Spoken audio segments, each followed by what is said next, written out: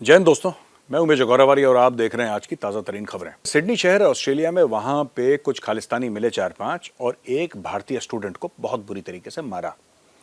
उस स्टूडेंट का जुर्म क्या था कि वो भारतीय है और खालिस्तानी नफरत फैलाना चाहते हैं।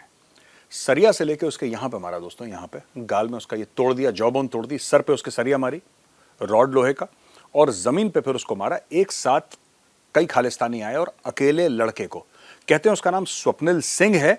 अब नेम चेंज लिखा है मीडिया में कि उसका नाम बदल दिया गया, असली नाम स्वप्निल सिंह नहीं है उसका, लेकिन उसके ऊपर यह अटैक करा है खालिस्तानियों ने। मैं आपको यह बताना चाहता हूं आज, और आज खबर खालिस्तान की रहेगी दोस्तों, कि खालिस्तानी चाहते क्या हैं, ये करते क्यों हैं ऐसा। सबसे पहले हमें यह बात समझनी पड़ेगी कि जो खालिस्तानी हैं वो जो मंदिरों पर अटैक कर रहे हैं, जो वो हाई कमीशन पे अटैक करते हैं, एम्बेसीज पे अटैक करते हैं, कॉन्सुलेट्स पे अटैक करते हैं, ये क्या है? ये दोस्तों एक साफ सीधी ये बात है कि खालिस्तानियों को कभी भी ये बात जो हिंदू सिख एकता है भारत में, ये खालिस्तानियों को कभी हजम नहीं होती। वो चाहते हैं कि कुछ ऐसा बवाल हो जाए कि विदेश में कुछ करें और भारत में रिएक्शन हो जाए, इसीलिए खालिस्तानी ये करते हैं। मैं फिर से आपको बताता हूं, मंदिरों पर अटैक करना मतलब यह कि यहां पे कोई पागलपने की हरकत करे, बेवकूफ़ी की हरकत करे और कुछ ऐसी चीज़ कर दे जिसको वो बता सकेंगे साहब ये देखो ये ऐसा हिंदू कर रहा है भारत में। तो सबसे पहले तो जितने भी सिख भाई हैं और हिंदू भाई हैं, अपनी एकता बनाए रखिए। जब तक आप एक हैं, ये खालिस्तानी हारते रहेंगे। जिस दिन आपके बीच में दरार पड़ी, खालिस्तानी जीत जाएंगे। तो मैं ये हिंदू और सिख भाइयों को दोनों को बताना चाहता हूँ, पहली बात।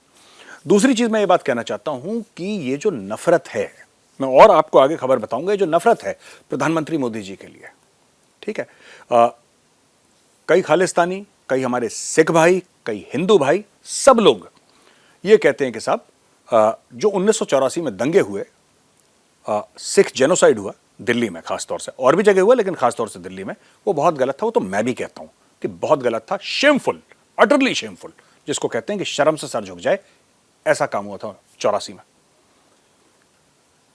लेकिन उस समय तो कोई नरेंद्र मोदी जी का नाम भी नहीं जानता था, राइट? तो खालिस्तानी जो कहते हैं कि साहब ये गलत हुआ, बिल्कुल गलत हुआ। 1984 100% गलत था, 100% क्रिमिनल जेनोसाइडिकल एक्ट था वो, मैं खुद कह रहा हूं। लेकिन ये जो प्रधानमंत्री मोदी, उस समय तो ना चीफ मिनिस्टर थे ना प्राइम मिनिस्टर थे, कोई जानता भी नहीं था उनका नाम, nobody knew who he was. तो अब ये बात बताइए कि क्या कारण है कि खालिस्तानी प्रधानमंत्री मोदी से इतनी नफरत करते हैं? कारण क्या है उसका? अब मैं आपको कारण बताता हूं दोस्तों।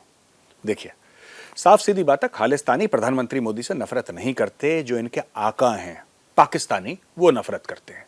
तो पाकिस्तानी इनको पैसा देते हैं और खालिस्तानी कहते हैं कि भाई ऐसा है, जो बोटी डालेगा उसके लिए काटेंगे।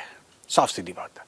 तो ये खालिस्तानी काम कर रहे हैं, यहां से उनकी नफरत जाती है। अच्छा, एक और खबर है दोस्तों बड़ी इंटरेस्टिंग, और ये खबर ये है, मैं पढ़ के बताता हूं कि 3 खालिस्तानी जिनके ऊपर मुकदमे थे भारत में एक पुलिस थाने पर अटैक करने के लिए, उन 3 खालिस्तानियों को कनाडा में गिरफ्तार कर लिया गया है।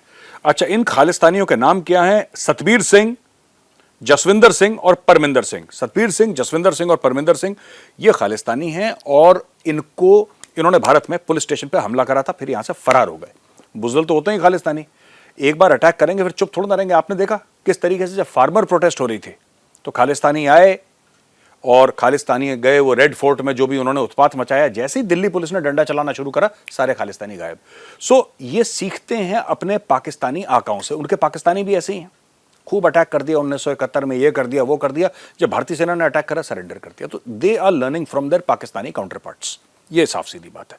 तीसरी बात मैं कहना चाहता हूं कि ये जो लोग थे, जो 3 बंदे जो अरेस्ट हुए ना, भारत इनके एक्स्ट्रेडिशन की बात कर रहा है। ये कह रहा है क्योंकि ये कनाडा के सिटीजन नहीं है, ये पहले लंदन गए, फिर लंदन से फ्लाइट पकड़ रहे थे कनाडा, वहां पे इनको पकड़ लिया गया है और ये वही लोग हैं, भारत ने आइडेंटिफाई करा है, अब इनको वापस बुलाया जाएगा।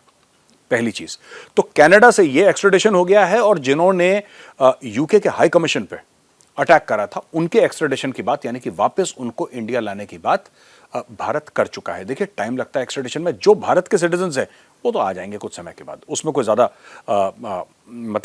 पेचीदा मामला नहीं है वो। लेकिन जो वहां के हैं सिटीजन खालिस्तानी, वो लोग जो हैं वो थोड़ा सा पेचीदा मामला कर रहे हैं, क्योंकि वो वहां के बाहर के सिटीजन हैं, लेकिन फिर भी क्योंकि उन्होंने भारत भूमि पर अटैक करा है, जो हमारे कॉन्सुलेट्स हैं that is sovereign Indian territory, उसके ऊपर हमला करा है, तो उसके भी एक्सट्रेडिशन के लिए भारत बात कर रहा है। समय लगेगा लेकिन वापस आएंगे और फिर वो लोग एक्सपीरियंस करेंगे, महसूस करेंगे जो भारत की मशहूर मेहमान नवाजी है। दोस्तों, कनाडा में जो हो रहा है उसके बारे में भी भारत ने कंप्लेंट की है। ये एक और न्यूज आर्टिकल है जिससे मैं आप कोट कर रहा हूं कि ये जो खालिस्तान का रेफरेंडम है इसके ऊपर इंडिया ने कनाडा को बोला कि अरे क्या बेवकूफ़ी कर रहे हैं।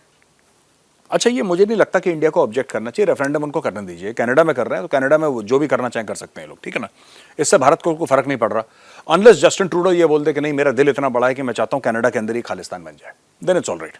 वरना ये इनकी इतनी हिम्मत तो नहीं है कि पंजाब में कुछ कर दें, राइट। पंजाब में ये कुछ कर नहीं सकते, तो फिर बस इतना ही सा है कि जो रेफरेंडम कर रहे हैं बस एक गुरुद्वारा साहब में रेफरेंडम कर रहे हैं। और मेरा सिर्फ ये मानना है कि साहब गुरुद्वारा साहब जो है वो भगवान का घर है और भगवान के घर में ऐसी गिरी हुई हरकत नहीं करनी चाहिए, ठीक है। लेकिन खालिस्तानियों को कौन समझाए दोस्तों। तो दोस्तों, आज की यही खबर थी। अगर आपको वीडियो पसंद आया ना तो लाइक का बटन एक बार जरूर दबाइएगा। मैं कल फिर हाजिर हूंगा एक और वीडियो के साथ, तब तक के लिए आप सबको जय हिंद।